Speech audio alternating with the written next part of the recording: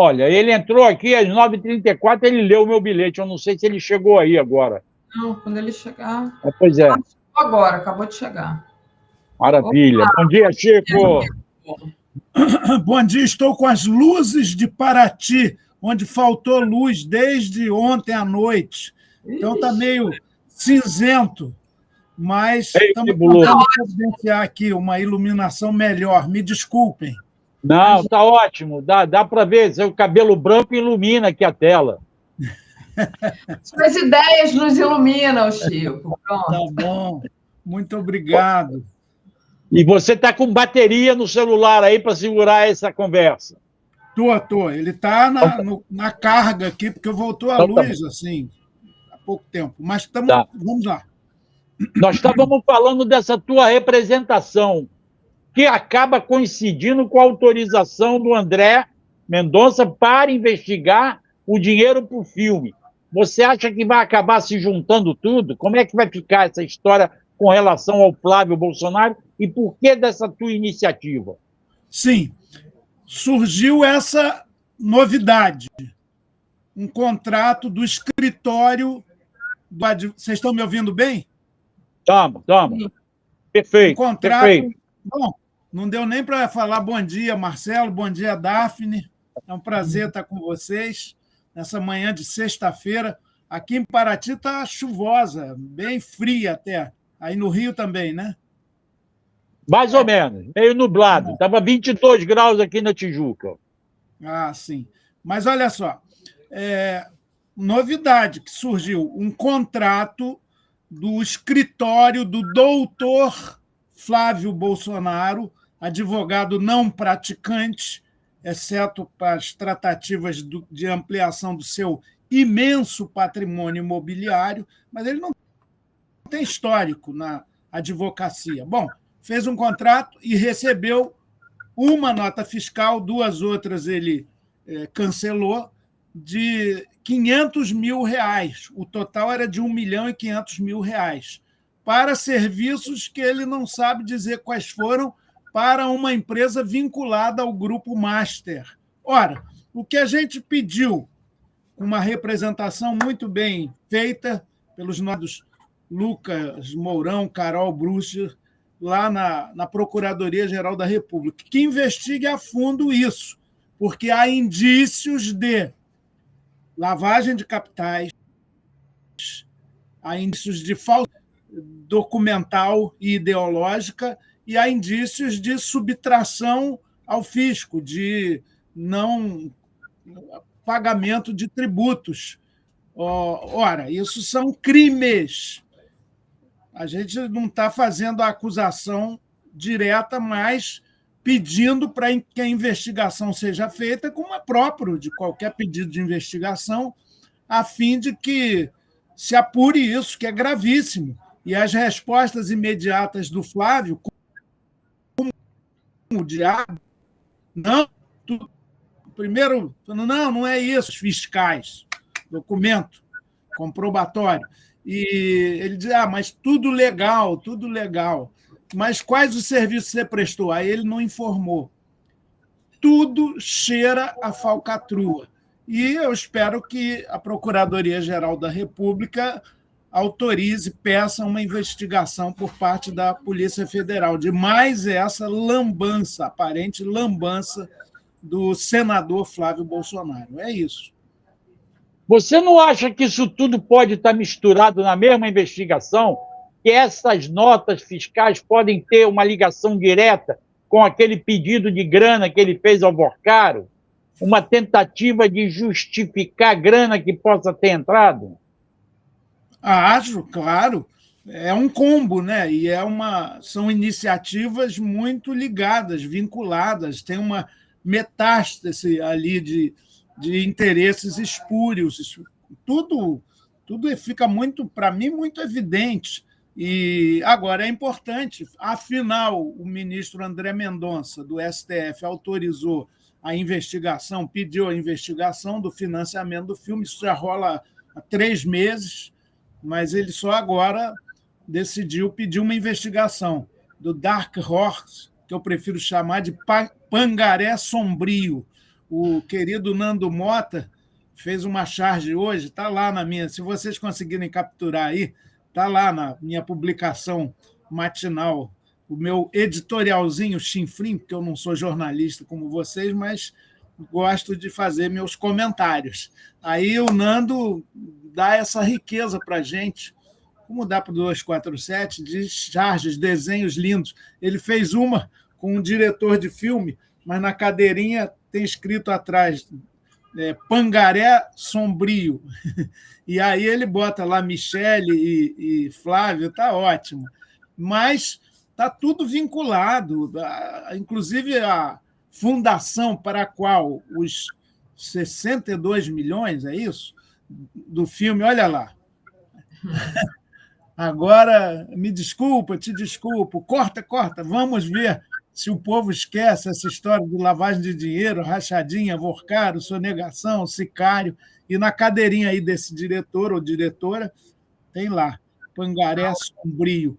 Então, tem uma misturada total, e, claro, é papel da justiça fazer a economia processual, digamos, juntar tudo para que as investigações não se sobreponham.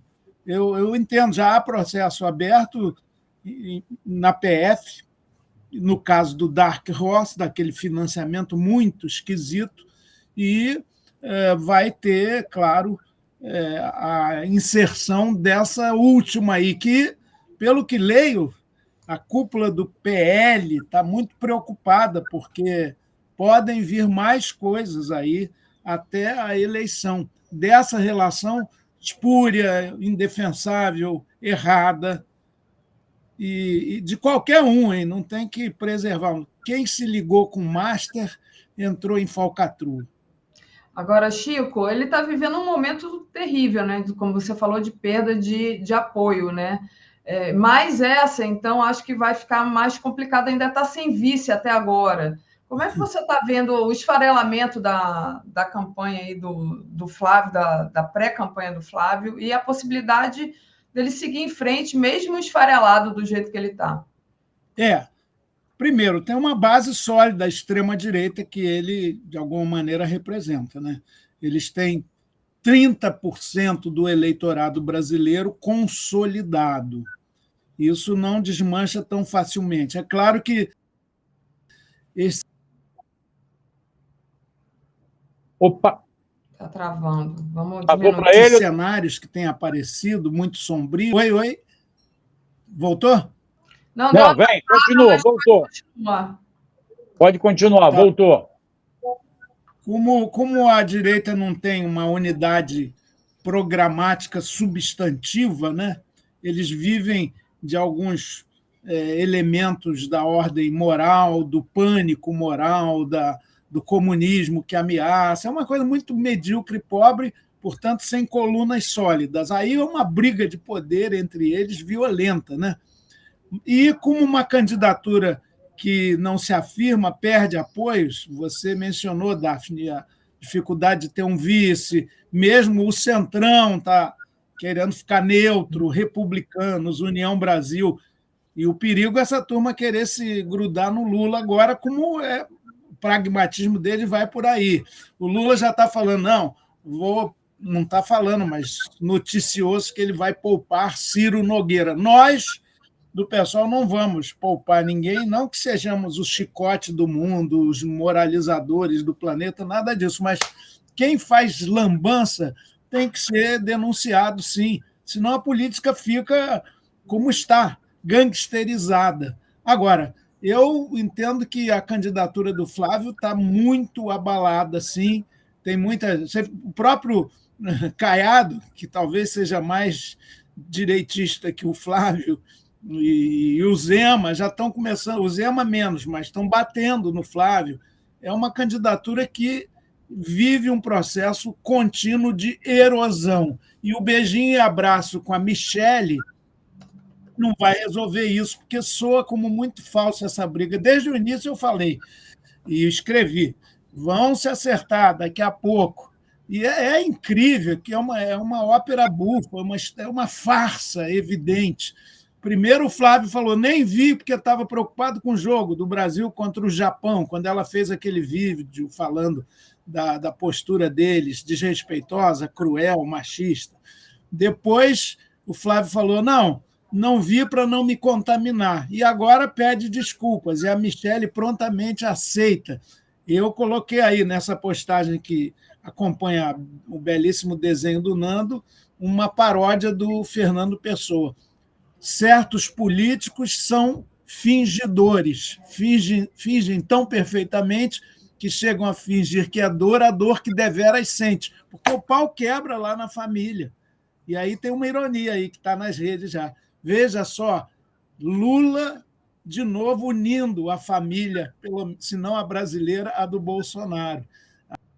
A conjuntura política é tão dinâmica que chega a esses paradoxos. Mas isso não vai dar muita solidez à pretensa candidatura do Flávio, não. Acho que isso vai mostrar de novo as contradições. Parece que o Carlos Bolsonaro já está chiando, não sei qual é a posição do Eduardo, porque eles agem como família mesmo, e o ícone, o ídolo, a quem Michelle também se refere como meu marido, e eles, o meu pai, o maior líder político do Brasil, que é o Jair Bolsonaro, que está nessa condição totalmente precária e nunca teve ideias fortes. Eu sempre que convivi com ele anos como deputado federal e lá no início como vereador. Se perguntar para ele qual a importância de um Celso Furtado, de um Caio Prado Júnior, de um Nelson Werneck Sodré, de um Florestan Fernandes, desses, digamos, pais da leitura da realidade brasileira, ele não tem apreço pelos livros. Como eu estou aqui em Paraty, eu estou influenciado pela Flip. Eu quero até que você fale um pouco de Paraty, mas antes eu vou te fazer uma pergunta. Não há risco dele desistir dessa candidatura para não ficar sem mandato? Você não teme que isso venha a acontecer? Não, mas aí ele desistiria e se recandidataria ao Senado? Nem sei se é o Senado ou a Câmara para ter algum mandato, porque agora ele vai estar investigado e ele precisaria da imunidade parlamentar. Se ele perde a eleição, como Sim, tende a perder, ele vai ficar livre, leve e solto, sem mandato, sem imunidade. Livre, leve, mas preso, provavelmente, né? E não solto. Pois é, até ser condenado solto, mas tudo bem. Um momento pode ser condenado. Por isso que eu acho que ele pode, de repente, desistir e voltar para a Câmara. Seria um escândalo, né? Mas, Marcelo, se for assim, e eu não descarto a possibilidade deles estarem cogitando isso, vai ser agora, tem que ser até o dia 5 de agosto, os partidos têm que fazer suas convenções, definir suas nominatas, quem é candidato a quê, e até 15 de agosto registrar no Tribunal Superior e nos tribunais regionais eleitorais. Então, esse dilema... Opa, travou. Resolvido em menos de um mês.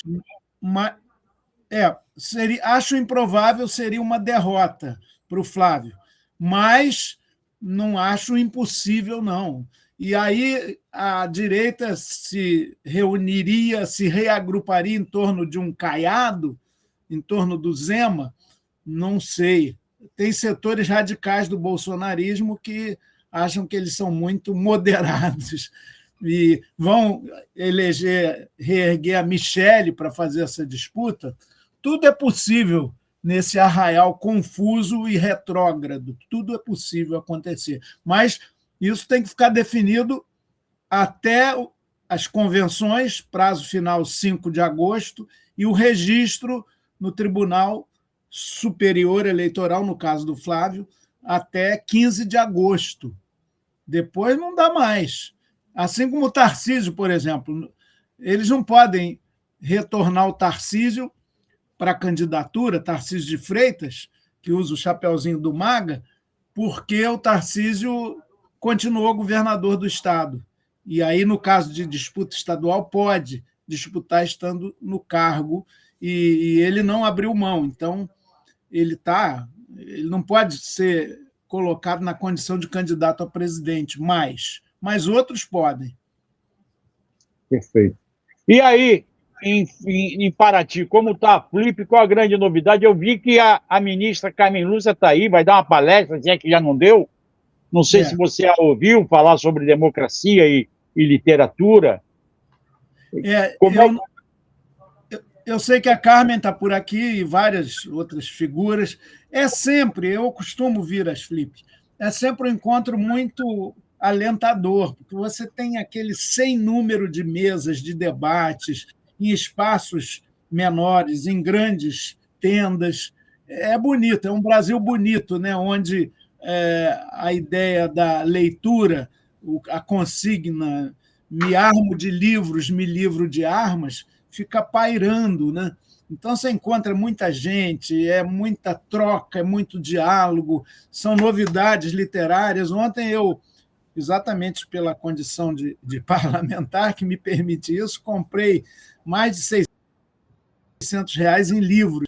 E parece que ela já esteve numa mesa, estamos vendo aqui a programação extensa, tem muita coisa, inclusive, concomitante, mas ela está por aqui hoje, vai ter... Nunca uma pessoa desse porte vem para ter só uma participação, participa em várias.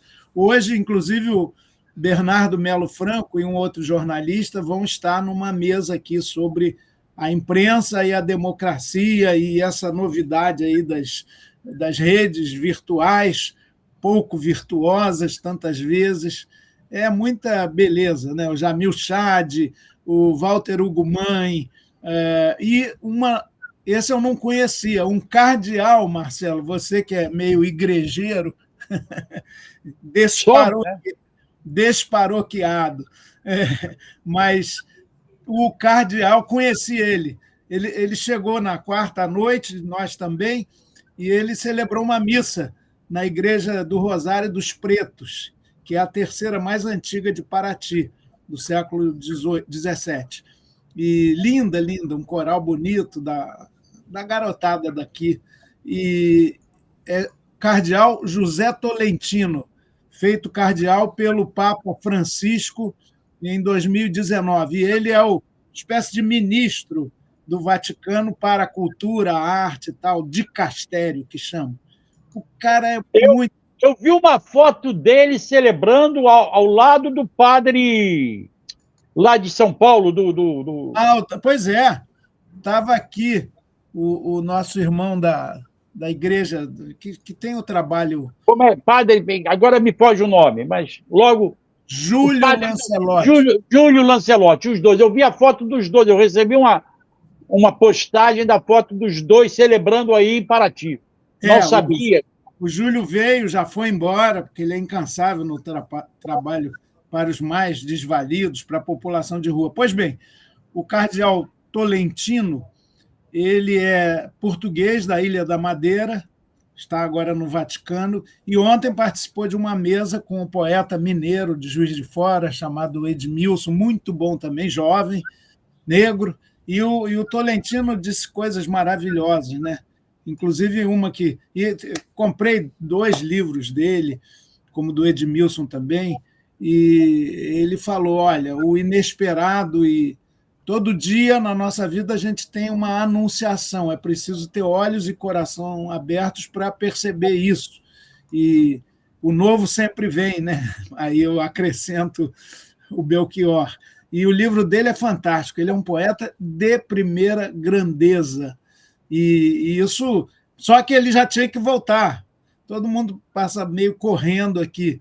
Ele já tinha que voltar para Roma, ir para São Paulo, pegar um avião lá, então pudemos desfrutar pouco do Tolentino, mas ele fica com os seus livros aqui. Eu não conhecia, e ele conhece Adélia Prado, conhece Cecília Meirelles, conhece Carlos Drummond e admira muito, conhece bem a literatura poética brasileira, pelo que demonstrou na sua fala. Perfeito. E vai até domingo, né, a Flip, então? Vai até domingo. Hoje a turminha do pessoal se reúne no Pontal, para fazer uma assembleia sobre cultura, arte, literatura, poesia, porque é preciso que os partidos políticos no Brasil dediquem mais tempo à cultura, à informação, obviamente à educação, e não fiquem só no pragmatismo eleitoral de ocupar espaços, mas que tenham esse compromisso, né, com a difusão de ideias, com os debates, com a fecundação de compreensão do mundo e de valores tão importantes, né, sobretudo para as novas gerações, porque o Brasil vive uma etapa de muito baixo nível intelectual, esse avanço da extrema-direita teve como contrapartida uma espécie de ignorância institucionalizada, obscurantismo, medievalismo, atraso. Então, arte, cultura, criação. Aliás, em Paraty também, nesses dias, volta e meia, em cada esquina você tem uma expressão cultural. Dos indígenas que vivem aqui acossados, inclusive por empreendimentos imobiliários, de artistas de rua, com as suas criações, de poetas populares. É uma espécie de concílio, de grande congresso de tudo que se cria nesse Brasil que a gente pouco conhece. Bacana, Bessa, muito bom. Perfeito. Ô, Daphne, antes de você encerrar, eu quero mandar um abraço para Heloísa Camelo, que está nos ouvindo lá de Maricá, e quero matar a curiosidade. Eu acho que é da Vilma, que me perguntou o que está escrito na minha camiseta, que é uma camiseta que o Chico conhece, deve ter uma também. É os dizeres assim: eu não vou ver a colheita, mas faço questão de morrer semente. É uma frase do Frei Beto. Legal. E nós, tá? Essa é a frase que ela queria saber, que estava na minha camiseta. Legal, Marcelo. Obrigada, Chico. Obrigada, Marcelo. Agora a gente está começando a Semana no Mundo. Às 11 horas tem Giro das 11, 13 horas a Tuxa entrevista o Rui Costa Pimenta, 14 horas Tríptico 247, 15 horas Brasil Agora, depois tem o Dia em 30 Minutos, 18 horas Boa Noite 247, 22 horas e 23 horas a live do Conte. Obrigada, beleza. Chico. Daphne, me permita, dia 19 de agosto, uma quarta-feira, o Frei Beto, autor dessa linda frase, vai estar no Rio de Janeiro. E eu aviso depois para todo mundo, inclusive aqui no 247, quem quiser ouvir esse profeta, esse poeta, esse cristão revolucionário que é o nosso amigo Carlos Alberto Libânio Cristo, Frei Beto. Ele tem Cristo até no nome. Bom fim de semana para todos. Quem puder, um abraço. Está apertadinho, mas sempre cabe. Tchau. Obrigado. Tchau, tchau.